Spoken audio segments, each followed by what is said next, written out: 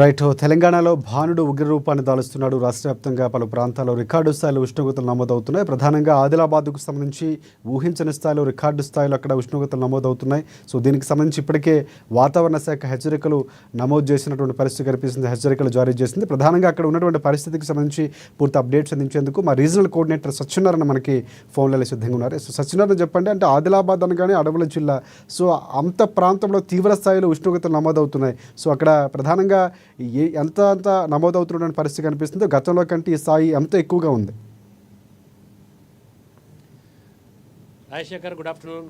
అయితే ఆదిలాబాద్ పట్టణం అనగానే ఇటు ప్రతి వాతావరణం, అంటే ఇటు ఎండాకాలం కావచ్చు, లేదా శీతాకాలం కావచ్చు, వర్షాకాలం కావచ్చు, ఏదైనా కూడా అతిగా ఉండడం అనేటటువంటిది ఆదిలాబాద్లో ఉంటుంది. అయితే సాధారణంగా ఈసారి ఎండాకాలంలో కూడా మరి ఈ యొక్క ఏప్రిల్ చివరి వారంలో ఇంకా మే నెల రానుంది. మరి మే నెలలో ఏ విధంగా ఉండబోతుంది అనేటటువంటిది అంచనాకు ఊహిస్తేనే చాలా ఆందోళనకరంగా ప్రజలు చెప్పుకుంటున్నారు. ప్రస్తుతం చూస్తే 43 డిగ్రీల ఉష్ణోగ్రత ఆదిలాబాద్లో కొనసాగుతోంది. రానున్న 2 రోజుల్లో ఇది 45 డిగ్రీలకు చేరుకునేటటువంటి అవకాశం ఉంది. అలాగే ఈ చివరికి, అంటే ఈ ఏప్రిల్ చివరి వారం వరకు ఇంతకుముందు గరిష్ట ఉష్ణోగ్రత, అంటే గతంలో కని విని ఎరగనటువంటి ఉష్ణోగ్రతలు, అంటే 50 ఏళ్ల క్రితం నమోదైనటువంటి యొక్క ఉష్ణోగ్రతలు ఏవైతే ఉన్నాయో అవి గత సంవత్సరం 50 డిగ్రీల ఉష్ణోగ్రత ఆదిలాబాద్లో నమోదై రికార్డు సృష్టించిన సందర్భం అయితే కనపడుతుంది. అయితే మే నెల రాకముందే మరి ఆ 50 డిగ్రీలు కూడా చేరుకుంటుందేమో అనేటువంటి ఒక ఆందోళన అయితే ఇక్కడ ప్రజల్లో కనపడుతుంది. మనం రోడ్లు అయితే చూస్తున్నాం. ఆదిలాబాద్లో మిట్ట మధ్యాహ్నం రోడ్లు చూస్తే పూర్తిగా రోడ్లన్నీ కూడా నిర్మానుష్యంగా కనబడుతున్నాయి. ఎందుకంటే అత్యవసరమైనటువంటి ఒక పని పైన వెళ్ళేటటువంటి ఒక ప్రజలు మాత్రమే మరి రోడ్లపైకి వస్తున్నారు. వాళ్ళు కూడా మరి మండుతున్నటువంటి ఒక ఎండలు, తర్వాత తీవ్రమైనటువంటి ఒక వడగాలులు, ఆ తర్వాత భానుడి భగభగలు తట్టుకునే విధంగా మరి టోపీలు కానీ, లేదంటే తెల్లని వస్త్రాలతో, ఏదైతే తెల్లని తువ్వల నెత్తిపైన కప్పుకొని కానీ, లేదంటే తెల్లని వస్త్రాలు ధరించి కానీ వాళ్ళు బయటికి రావడం అనేటువంటిది మనం కనబడుతుంది. మనకు విజువల్లో చూస్తుంటే మనకు తెలుస్తుంది. అయితే ప్రధానంగా ఇక్కడ అంటే ఏదైతే ఆదిలాబాద్లో అంటే రోడ్లపై, అంటే ఇటీవలే మనం కొన్ని సందర్భాల్లో చూస్తుంటే ఒక కోడిగుడ్లది వ్యాన్ ఏదైతే కింద పడి ఆ రోడ్డుపైనే ఆమ్లెట్ అయినటువంటి ఒక పరిస్థితి ఆదిలాబాద్లో కనబడేటువంటి ఒక పరిస్థితి నెలకొంటుంది. అంత వేడి అనేటటువంటిది ఇక్కడ నెలకొంది. మనం ప్రస్తుతం చూస్తుంటే ఇప్పుడు 1:30 దాదాపుగా కావస్తుంది. ఈ టైంకి రోడ్లన్నీ కూడా నిర్మానుష్యంగా మారిపోయాయి. పూర్తిగా భానుడి భగభగలకి అంటే ప్రజలు ఉక్కపోత భరించలేక ఉక్కపోతతో సతమతమవుతున్నారు. అటు పాఠశాలలు కూడా మరి కొన్ని ఇప్పుడు ఏంటంటే ఇంకొక 2-3 రోజులు అయితే వాటికి కూడా సెలవులు వస్తాయి. ఆ తర్వాత హాఫ్ డే స్కూల్స్ కూడా నడుస్తున్నాయి. అయినప్పటికీ కూడా ఉదయం పూట కూడా, అంటే దాదాపుగా పొద్దుట నుంచి, అంటే కాస్త 8 దాటిందంటే చాలు ఈ యొక్క వేడి అనేటటువంటిది మొదలవుతోంది. తిరిగి సాయంత్రం 4, 5, 6 అయినప్పటికి కూడా ఈ యొక్క వేడి మాత్రం తగ్గట్లేదు. ఆ యొక్క భానుడి భగభగలు, అలాగే ఏవైతే వడగాలలో యొక్క వేడి ఉందో అది మాత్రం తీవ్రత రాత్రి వరకు కూడా ఉంటుంది. ఇటు కూలర్లు పెట్టుకున్న, ఫ్యాన్లు పెట్టుకున్నా కూడా ఆ యొక్క ఉక్కపోత భరించలేకపోతున్నామంటూ స్థానికులైతే ఆందోళన చెందుతున్న పరిస్థితి ఆదిలాబాద్ పట్టణంలో అయితే కనపడుతుంది. ఏదైతే ధనికులు ఉంటారో వాళ్ళు ఏసీలలో సేద తీరుతున్నారు. ఆ తర్వాత ఏ ఫ్యాన్లు కూడా ఈ యొక్క వేడిని తట్టుకోవట్లేదు, ఈ వేడిని ఆపట్లేదు. అలాగే కూలర్లు కూడా వేడెక్కిపోతున్నాయి, తర్వాత మోటార్లు కాలిపోతున్నాయి. ఈ వేడికి తట్టుకోలేక మోటార్లు కూడా కాలిపోతున్నటువంటి పరిస్థితి. అలాగే వడదెబ్బ కారణంగా జిల్లాలో మృత్యువాత పడ్డటువంటి ఘటనలు కూడా పలు మండలాల్లో మనకు కనిపిస్తున్నాయి. దాదాపుగా 4-5 ఈ యొక్క వడదెబ్బల కారణంగా వృద్ధులు వడదెబ్బ తాకిడికి తట్టుకోలేక మృతి చెందిన ఘటనలు కూడా చూస్తుంటే ఆందోళనకరంగా కనబడుతోంది. ఎందుకంటే ఇది మార్చిలో కూడా ఇదే పరిస్థితి ఉండే. ఇప్పుడు ఏప్రిల్ చివరి వారం కూడా ఇలాంటి పరిస్థితి ఎదురవుతుంది. దాదాపుగా గత 2-3 రోజులుగా ప్రధానంగా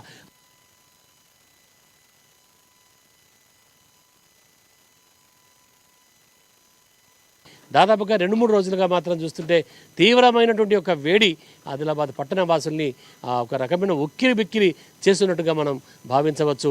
ఎందుకంటే ప్రతి ఒక్కరు కూడా తలపైన టోపీ, లేదంటే ఒక తెల్లని టేబల్ ధరించి మాత్రమే మనం బయటకు వస్తున్నటువంటి పరిస్థితి చూస్తున్నాం. అలాగే ఆడవాళ్ళు అయితే చీర కొంగును పైన కప్పుకొని ఆ ఎండవేడి పడకుండా జాగ్రత్తలు వహిస్తున్నారు. ఇక చిన్నపిల్లల పరిస్థితి అయితే మరి ఘోరంగా ఉంది. ఇటు ప్రధానంగా ఇటు శాస్త్రవేత్తలు కూడా చెప్తున్నారు, వాతావరణ శాస్త్రవేత్తలు కూడా మరి వచ్చేటటువంటి ఒక రోజుల్లో ఇంకా ఉష్ణోగ్రతలు మరింత ఎక్కువగా పెరిగేటటువంటి ఒక అవకాశం అయితే ఉంటుంది. అంటే ఈ 2-3 రోజుల్లోనే దాదాపుగా 45 వరకు కూడా డిగ్రీలకు కూడా చేరుకునేటటువంటి ఒక సందర్భం అయితే మనకు ప్రస్తుతం చూసినటువంటి ఒక వాతావరణం ప్రకారంగా అయితే మనకు కనబడుతుంది. కాబట్టి మరి ప్రజలైతే ఖచ్చితంగా ఈ యొక్క ఎండ వేడిమి పట్ల తగు జాగ్రత్తలు అయితే తీసుకోవాల్సిందన్నటువంటి ఇటు వైద్యులు అయితే సూచించినటువంటి ఒక సందర్భం మనకు కనబడుతుంది. ఇక్కడ పట్టణంలో ఉన్నటువంటి వైద్యులు గతంలోనే ఇక్కడ డిఎంహెచ్ఓ తర్వాత ఇతర వైద్యులు కూడా ఒక సదస్సు కూడా ఏర్పాటు చేసి ఎండాకాలంలో ప్రజలు తీసుకోవాల్సినటువంటి ఒక జాగ్రత్తలు, అలాగే బయటికి వెళ్లకుండా ఉండాలని ప్రధానంగా వృద్ధులు, చిన్నపిల్లలు ఎవరైతే వీళ్ళు ఈ చిన్నపిల్లలు, వృద్ధులు మాత్రం ఎట్టి పరిస్థితుల్లో ఇంట్లో ఉంటే బాగుంటుంది, సేఫ్ ఉంటుందని చెప్పేసి వైద్యులు అయితే సూచిస్తున్నారు. ఎందుకంటే అల్ట్రా వైలెట్ రేస్ కారణంగా ఆ యొక్క అతినీలలోహిత కిరణాలు నేరుగా తలపైనటువంటి ఒక మాడు పైన ఏదైతే ఉంటుందో అక్కడ పడ్డట్టయితే ఖచ్చితంగా వడదెబ్బకు గురయ్యే అవకాశం ఉంటుందని చెప్పేసి సూచిస్తున్నారు. ఖచ్చితంగా ఇంటి పట్టునే ఉండాలి, ఇంటి నుంచి బయటికి వెళ్ళకూడదు.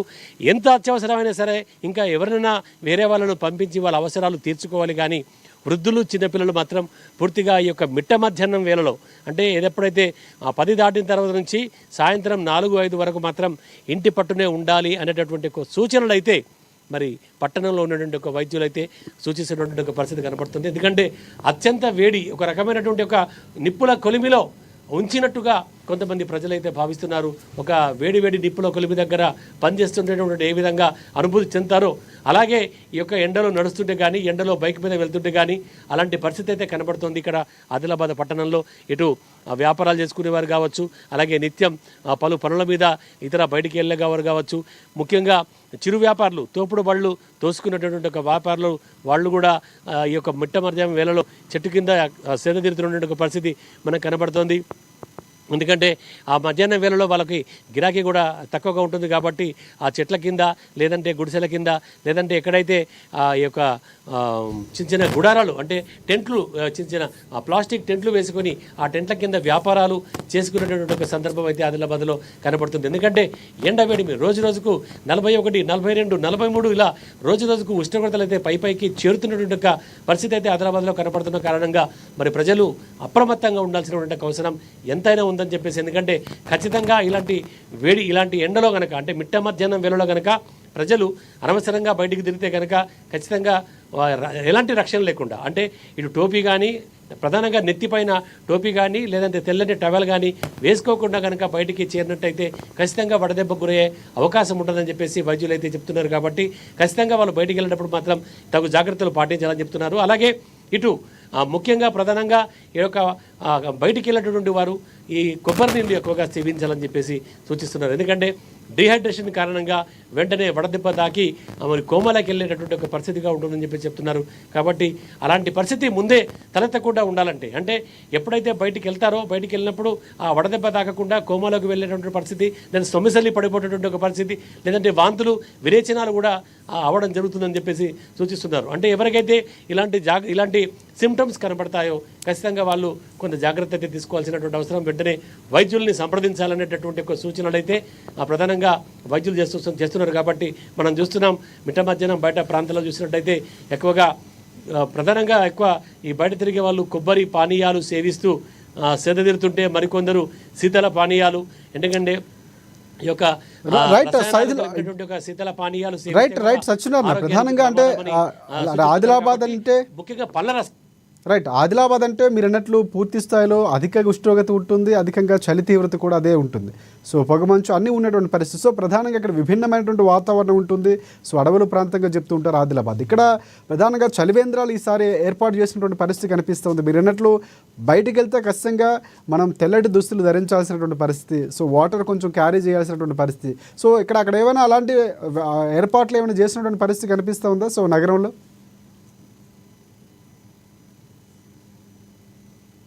ఎప్పుడైతే బయటకు వస్తే ఏదో ప్రయాణ ప్రాంగణాలు కావచ్చు, లేదంటే ఎక్కడెక్కడ ప్రజలు రద్దీగా ఉన్నటువంటి ఒక ప్రాంతాలు, ఇటు వ్యాపార సముదాయాలు కావచ్చు, లేదంటే మార్కెట్ ఏరియాలు కావచ్చు, ఇటు కూరగాయల మార్కెట్ వద్ద, ఇలాంటి ఎక్కడెక్కడైతే ప్రజలు ఎక్కువగా తిరిగి సంచరించేటటువంటి ఒక ప్రాంతాల వద్ద మాత్రం ఇటు స్వచ్ఛంద సంస్థలు, అలాగే ప్రభుత్వం తరపున, మున్సిపల్ తరపున కొన్ని చలివేంద్రాలు అయితే ఏర్పాటు చేసినటువంటి ఒక పరిస్థితి మనం చూడొచ్చు. అక్కడ ప్రతి చోట కూడా చలివేంద్రాలు ఉన్నాయి. ఇకపోతే భూగర్భ జలాలు కూడా అడుగంటిపోయి, అంటే ఈ ఈ యొక్క విపరీతమైన ఎండల కారణంగా భూగర్భ జలాలు కూడా అడుగంటిపోయి కొన్ని ప్రాంతాల్లో తాగునీటికి ఇబ్బందులు పడుతున్నటువంటి పరిస్థితి కూడా మనకు ఇక్కడ ఆదిలాబాద్ జిల్లాలో ఉన్నటువంటి కొన్ని మండలాలు అయితే మనకు కనబడుతుంది. ఎందుకంటే ఆయా మండలాల్లో బోరుబావుల ద్వారా బోరుబావులు కూడా ఎండిపోయినటువంటి పరిస్థితి. పాత బావులు ఎక్కడైతే పురాణ బావులు ఉంటాయో బావుల వద్దకు కానీ లేదంటే వాగుల వద్ద చెలుమెలు ఏర్పాటు చేసుకుంటాయి. అంటే వాగులు కూడా పూర్తిగా ఎండిపోతుంటాయి. ఎండిపోయిన తర్వాత ఆ చెలుమెలు తోడుకొని చెలుమెల నీళ్లు కూడా కొన్ని తాగాల్సినటువంటి ఒక పరిస్థితి. అలాగే ఇక్కడ ఆదిలాబాద్ పట్టణంలో ఉన్నటువంటి ఒక పట్టణానికి త్రాగునీరు అందించేటటువంటి లాండసాంగ్వి అనేటటువంటి ఒక వాగు, ఈ యొక్క వాగు వరప్రదాయంగా చెప్తున్నారు. ఇక గంట క్రితం ఒక 2 రోజుల క్రితమే Adilabad Congress party assembly incharge Kandi Srinivasa Reddy కూడా మరి తన కాంగ్రెస్ శ్రేణులతో కలిసి అలాగే ఇటు కౌన్సిలర్లతో కలిసి ఏదైతే లాండసాంగి వాగును కూడా ఆయన సందర్శించినటువంటి ఒక పరిస్థితి మనం చూడొచ్చు.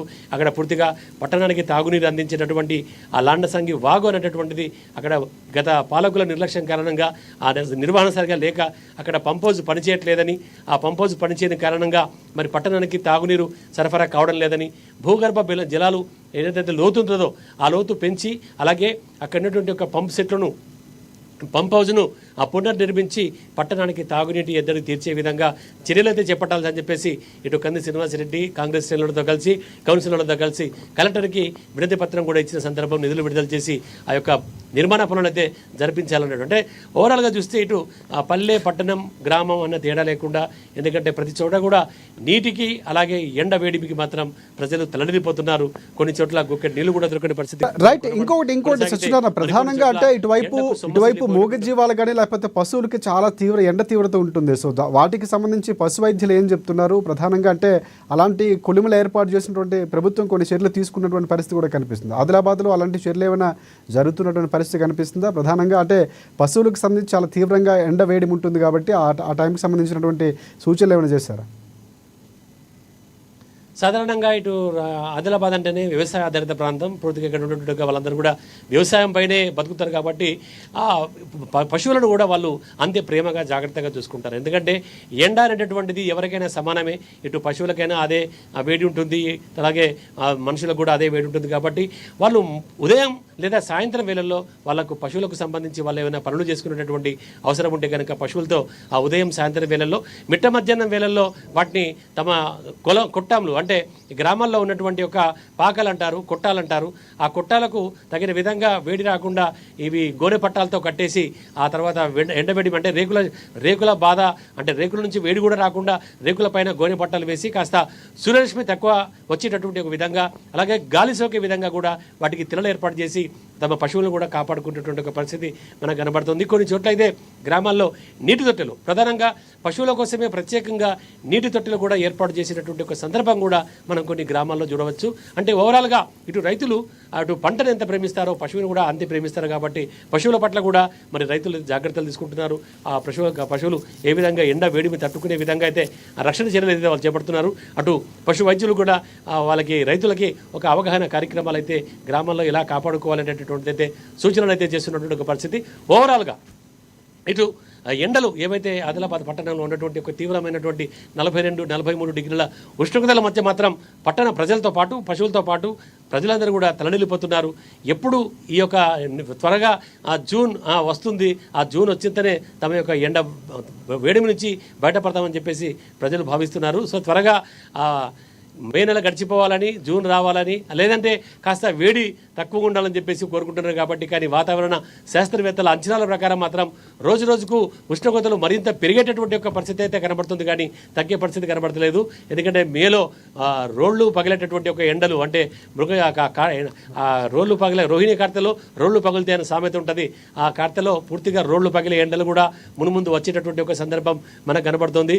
సో ఓవరాల్గా ఇక్కడ ఆదిలాబాద్ పట్టణంలో మరింత ఉష్ణోగ్రతలు కూడా పెరిగేటటువంటి అవకాశం కనబడుతుంది. కాబట్టి ఏవైతే వైద్యులు మరి ప్రజలకు సూచిస్తున్నటువంటి ఒక సూచనల ప్రకారంగా వారు అత్యవసరం అయితే తప్ప మరి ఏనని కూడా అదే చెప్తుంది, ప్రజలకి అదే కోరుతున్నది.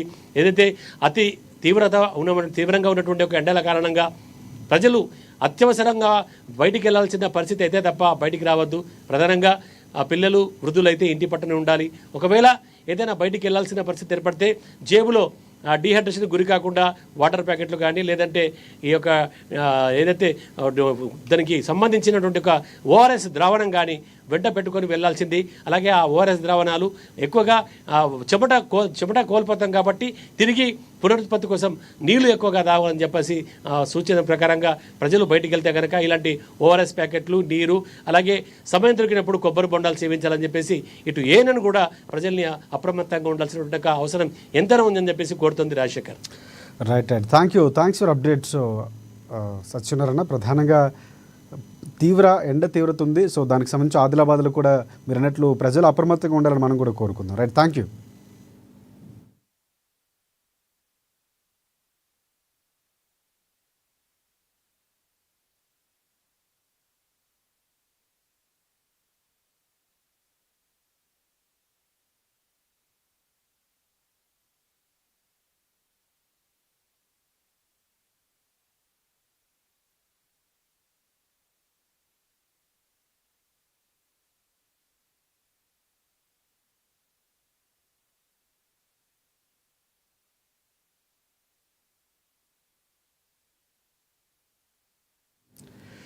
రైట్, ఇది ఎండలు మండిపోతున్నాయి. సో జాగ్రత్తలు తీసుకోవాలి బయటకు వెళ్తే. సో నిర్లక్ష్యం అయితే చేయొద్దు అని మాత్రం ఇటువైపు ప్రభుత్వాలు చెప్తున్నా, ఆ జాగ్రత్తలు తీసుకోవాలని కోరుకుంటున్నది. ఇది ఇవాళ స్పెషల్ డ్రైవ్. మరిన్ని అప్డేట్స్ కోసం చూస్తూనే ఉండండి ANN తెలుగు న్యూస్.